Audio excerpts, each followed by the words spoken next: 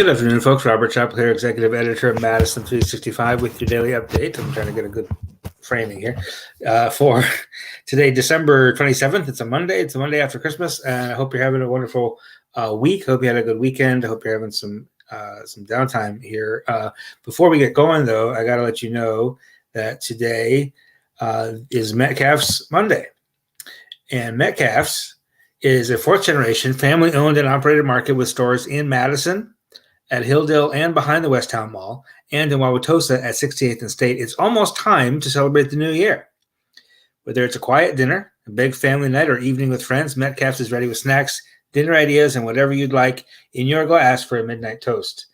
Order for pickup or delivery now, anytime, at shopmetcalfs.com. And we appreciate Metcalf's and their support of Madison365 and of the update, which the update's not great news today, folks.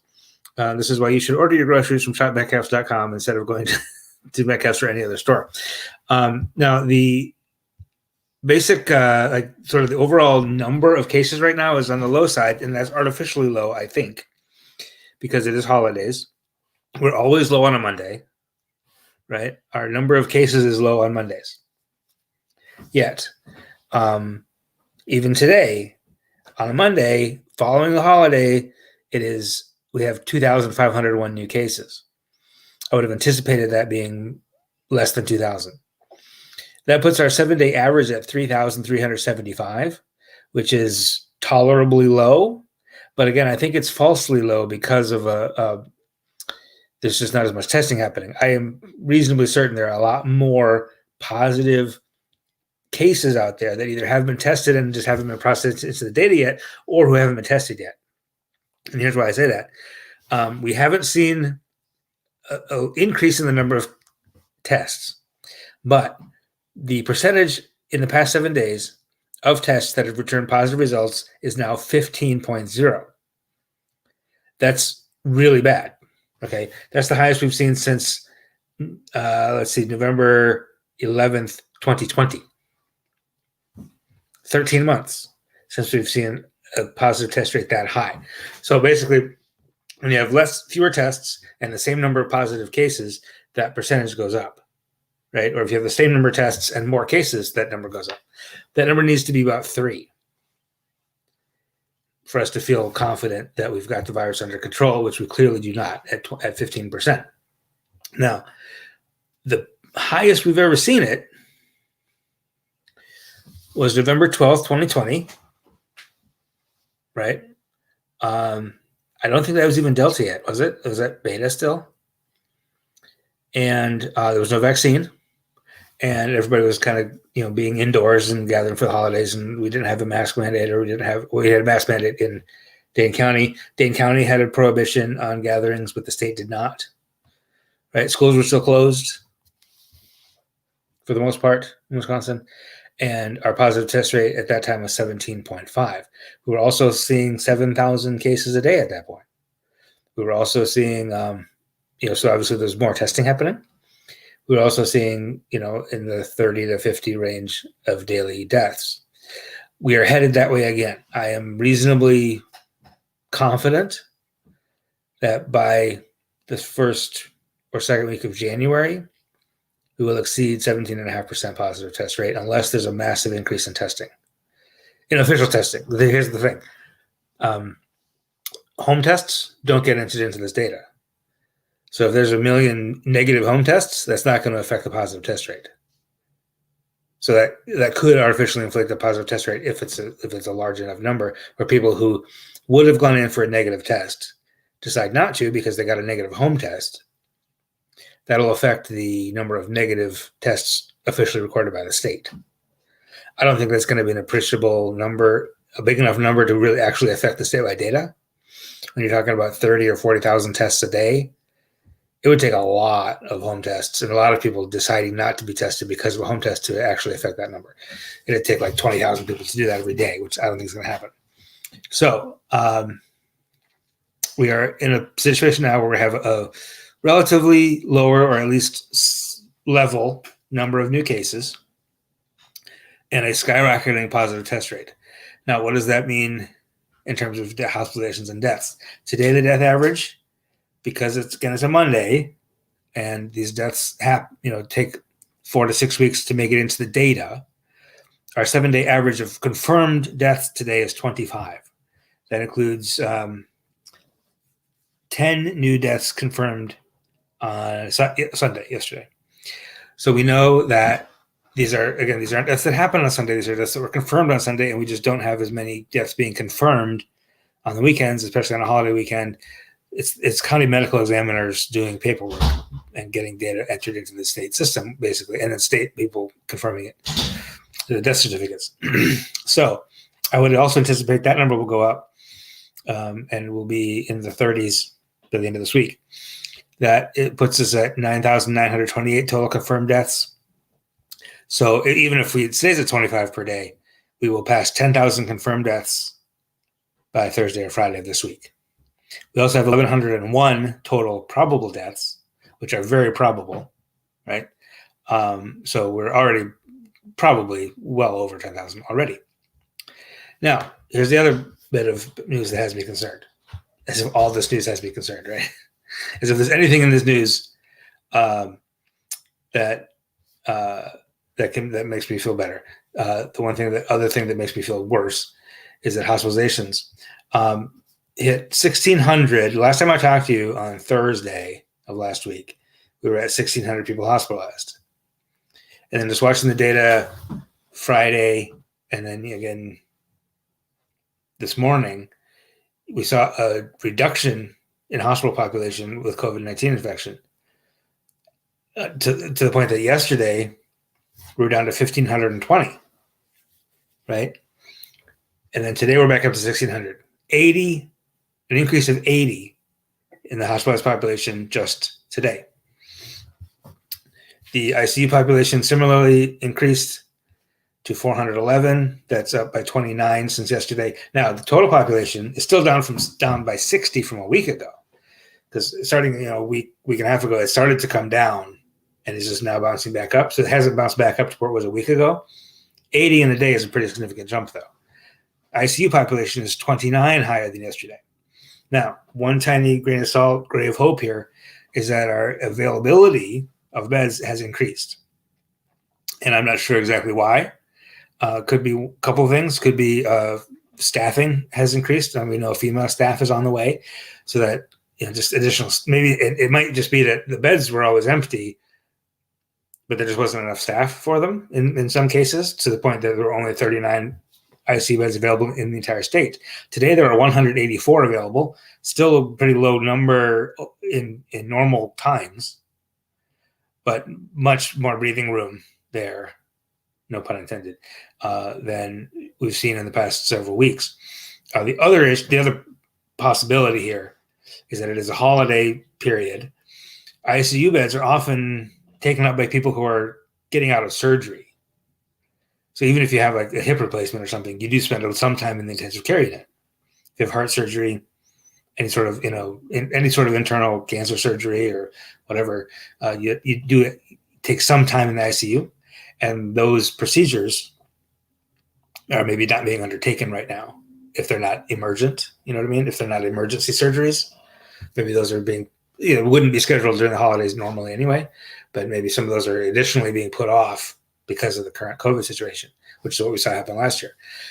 So that's a little better. The intermediate care situation is still bad. The medical and surgical beds are 828 available in the state, which is better than it was. It was like less than 300 not too long ago. So we are seeing slightly more availability of hospital beds. But again, that might just be because it's a holiday and there's just fewer procedures being scheduled right now. DJ makes a good point. Testing is an issue, not only because they're just not available. It's just hard to get tested right now. So as cases increase, tests are not likely to increase significantly. So we're going to see that positive. That's one of the reasons the positive test rate is going to continue to go up, I think. It's also a reason not to hang your hat on that one number, right? We never want to put to one number as the defining number, right? I think positive test rate is probably the most important number, but there are factors that go into it. There are things you can interpret. You can say, like, we have testing as available. So that number, of course, is going to go up. Well, the number of actual cases we find is going to stay the same. or go up only slightly. But Bobby makes a good point here too. We're in this holiday period, right? It's basically kind of this week, this like universal week off almost this week for everybody except our healthcare workers and our essential workers, our retail folks, food service folks. Thanks to you for your service to the economy and to all of us who want to eat out this week. But it's just a time when people take vacation and take time off, and the staffing levels at the DHS, at the data centers, at the labs even, is going to be lower. So we're going to see less testing. We're going to see less testing reported. So we will probably by like next week, like January 5th, 6th is when we'll get a better look at what the numbers are going to be.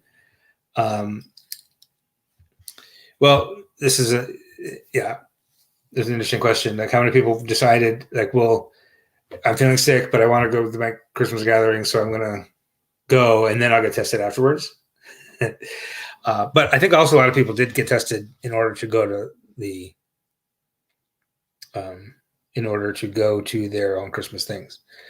Some people were saying that. Not a big enough number to affect the data really, but there are probably as many people doing that as people who were just sort of brazenly, not doing what they needed to do just in order to go to the Christmas party or whatever.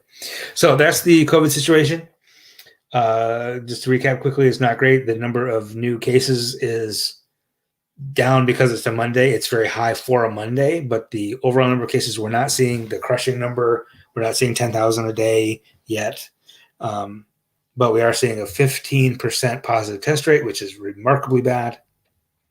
That's 15% is just insanely high. Like that's just really bad. And I would anticipate setting a record in the next couple of weeks on that measure. The record for Wisconsin currently being 17.5, which we saw in mid-November 2020. We're headed that way. Hospitalizations also back up a little bit, and deaths are steady. So we have a little bit more news for you. If you want to stick with us just for a second, or just for 30 seconds. We got some more local news for you on the other side of the break. Don't go away. We'll be right back.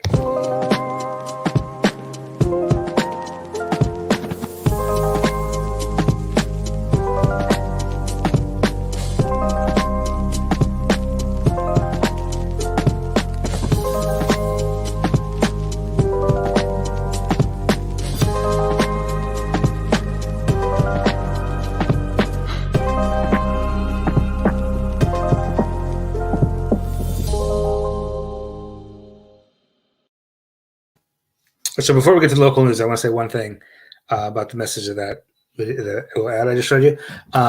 We have raised, thanks to you, thanks to our community, during this news match period with this November, December. We're a nonprofit news outlet, right? We rely on contributions, donations from folks like you.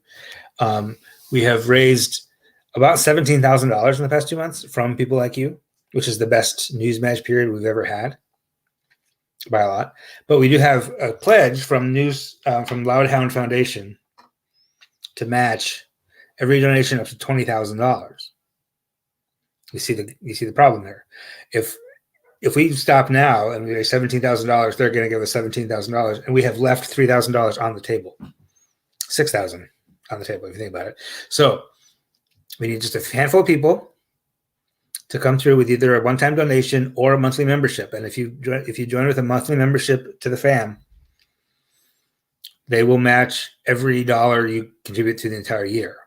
So if you come in at $5 a month, they're going to match 60.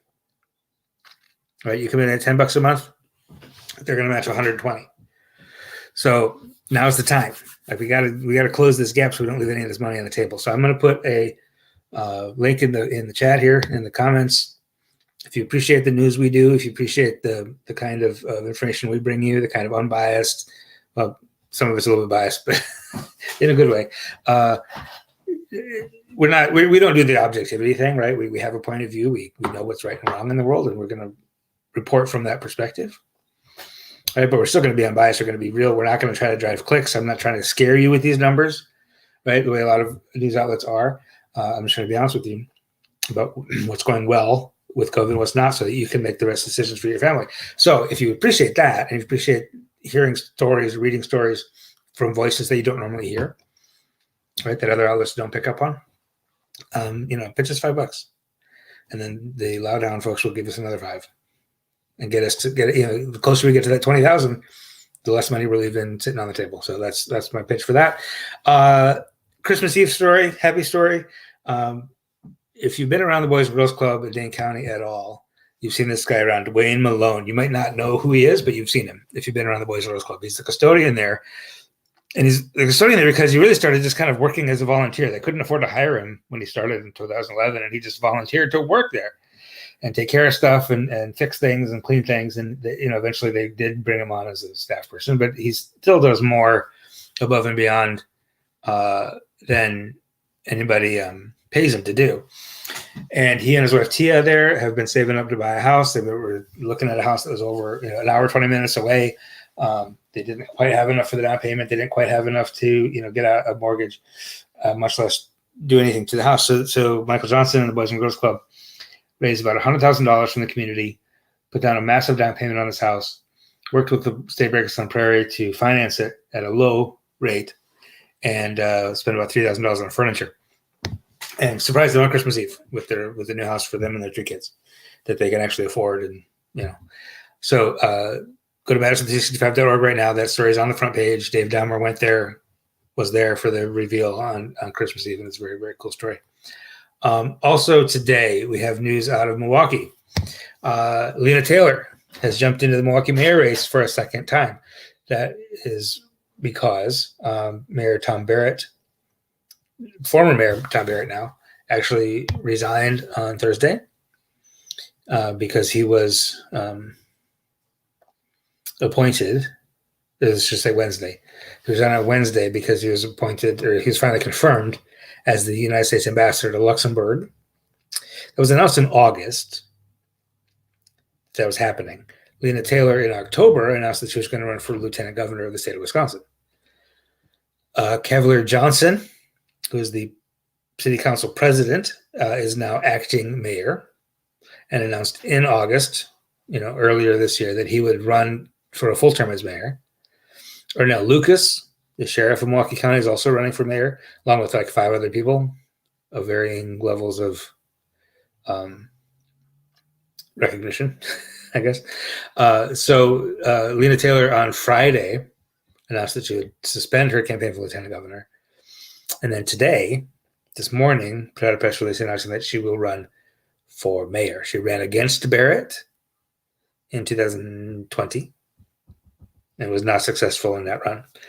But when you got 9 candidates in a primary, in a nonpartisan primary, only the top 2 get through. You can actually make it through the primary with 20 or 25% of the vote. So we will see how that shakes out. The timing of the Senate confirmation and the swearing in, Barrett was sworn in Thursday as the ambassador to Luxembourg. The timing of that will allow the city council to call for a special election that will coincide with the spring election that's already scheduled. Okay, so early February, we will see a primary where these 9 candidates will get winnowed down to 2.